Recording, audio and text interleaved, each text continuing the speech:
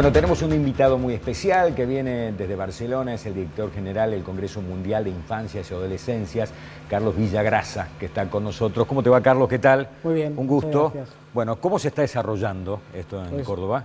Llevamos hoy el segundo día de los 3 en los que estamos trabajando todo el día, gracias a todo el trabajo que se ha hecho desde la Defensoría de los Derechos de los Niños, Niñas y Adolescentes de la provincia de Córdoba, que nos ha podido reunir durante estos 3 días, del 16 al 18 de noviembre, en el 9º Congreso Mundial por los Derechos de la Infancia y la Adolescencia. ¿Es anual? ¿Todos los años se realiza bienal, el Congreso? Es bienal y es de bienal. hecho fue en 2018, el octavo por la Congreso, pandemia, que se decidió en Málaga, España, que fuera Córdoba, Argentina, y la pandemia nos ha impedido, pero eso sí, durante estos 4 años hemos hecho muchos precongresos en todo el mundo, encuentros preparatorios, y hemos podido trabajar a fondo con una nueva realidad, reconstruyendo el escenario de derechos de la infancia y la adolescencia después de la pandemia. Bien, y hay cambios también, ¿no? Hay cambios en el mundo, hay cambio en las sociedades y hay cambio, evidentemente, en la situación de los niños y los adolescentes a lo largo y a lo ancho del mundo, ¿no? ¿Qué les puedo decir, no? De hecho, los Objetivos de Desarrollo Sostenible, que comenzaron en 2015 y parecía en esa Agenda 2030, que esos 15 años ya estamos en la mitad, y se ha visto trastocado totalmente por estos 2 años de pandemia en temas de salud, educación y justicia, principalmente, pero también con índices muy preocupantes de pobreza, de adicciones, de trastornos, de situaciones que tenemos que atender de manera muy urgente. Bueno, en Argentina particularmente, 1 de cada 2 chicos es pobre y 2 de cada 3 chicos no terminan la escuela secundaria, o sea, que quedan afuera del sistema laboral, ¿no? En prácticamente. Efecto. Son 2 datos importantes a tener en cuenta y, desde luego, desafíos inmediatos que tenemos que afrontar. ¿Cuáles son las diferencias que hay entre la realidad de los niños y adolescentes, por ejemplo, en tu país, en España, en una zona, la zona más rica a lo mejor de España, donde vos venís, Barcelona, con Argentina?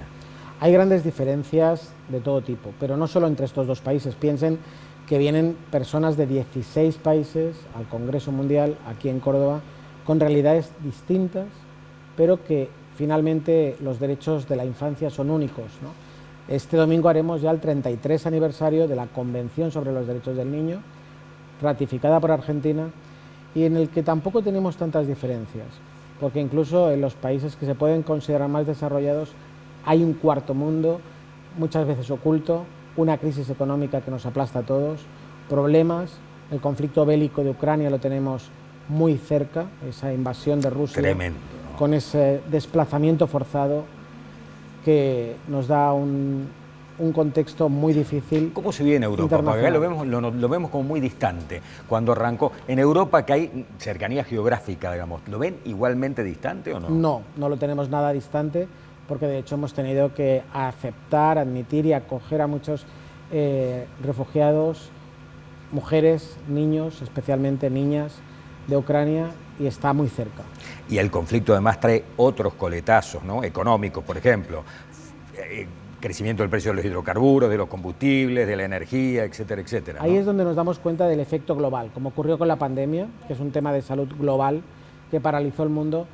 Aquí también ocurre lo mismo, que aquello que pasa en cualquier lugar del planeta hoy en día, igual que con las tecnologías y con Internet, pues transforma al mundo, ¿no? Bien, vamos volando, pero ¿alguna pregunta puntual para Sí, Carlos? quería, como que la pandemia marca un antes y un después, ¿cuál es el efecto más grave en niños y adolescentes que produjo la pandemia, si hay uno que destaque por sobre el resto? Tenemos que pensar en varios, pero uno de los más graves es la invisibilidad que se ha producido durante la pandemia en 2 fenómenos graves, que son la violencia a la infancia, por esa falta de conexión con agentes que podían detectar situaciones de violencia que se han incrementado y han llevado a cabo también... ¿Intrafamiliar? Sobre todo intrafamiliar. En la casa, que es el lugar donde debería ser seguro y protector, se puede convertir en un infierno cuando realmente se sufre violencia y no hay nadie que lo pueda detectar, ¿no?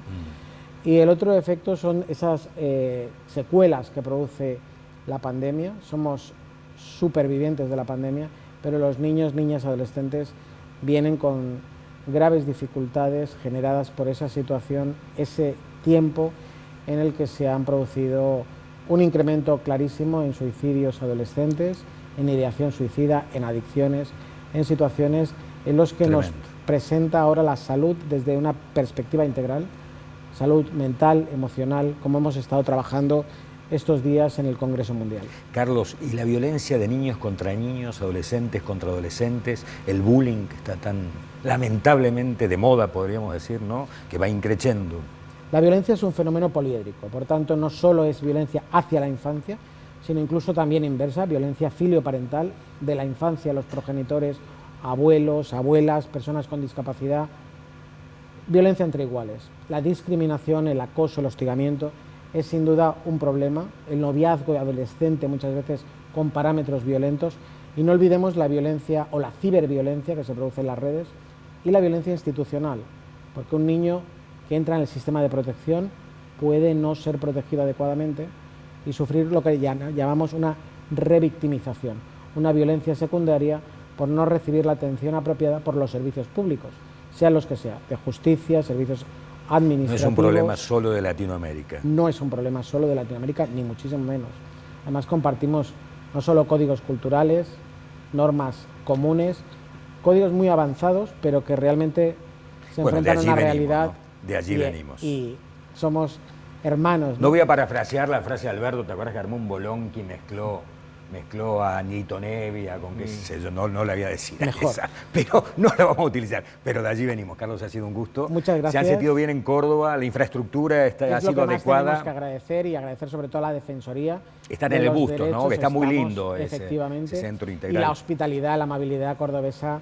Bueno, mi madre era cordobesa, pero cordobesa de España. Claro, esta es la nueva Andalucía, esta la es vieja nueva Andalucía. Y me siento como en casa, realmente. Muchas gracias. Gracias por haber estado con nosotros. Gracias.